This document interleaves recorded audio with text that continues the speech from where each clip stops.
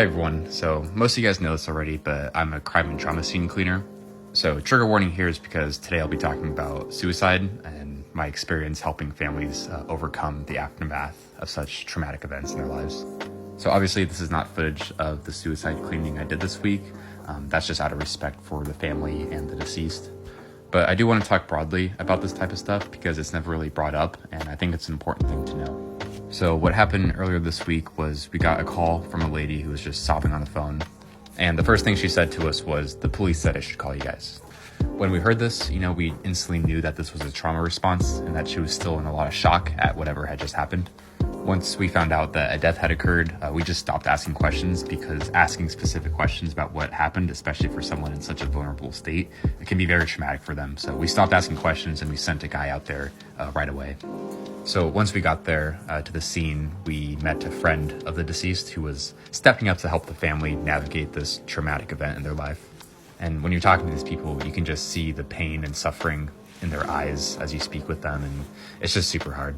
And so when we got there, he started showing us the scene, telling us the story of what had happened just then. And then he started asking about payment options and how he should go about paying us. And we basically just said, don't worry about that right now. The insurance company will handle everything for you, and you shouldn't have to worry about this yourself.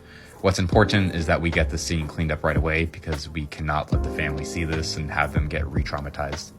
And then after that, we just get to work. And even though I've been doing it for so many years, I've done suicide cleanups in the past, they're just still very emotionally taxing on me. You feel for the family, you feel for the victim and everything that they went through. And yeah, it's just hard. Sometimes with these cleanups, you're cleaning up remains of the person on family photos. Sometimes you're disposing of items that they used for the last time that day.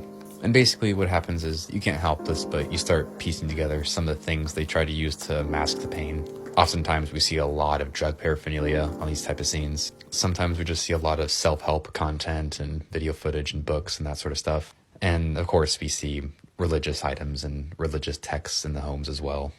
So with these type of jobs, you always just have to remind yourself that it's better that I clean this up than having the family members try and do it themselves or stumble upon it. So yeah, that's just a little bit about what it's like being a crime and trauma scene cleaner. Sometimes you get to be part of really cool, ongoing, active investigations. Other times you're cleaning a suicide where you can hear the mother crying in the other room. But there's a whole lot I could talk about when it comes to this type of stuff. So make sure to ask questions in the comments. And if you guys want to hear more about this type of stuff, just let me know. Thanks.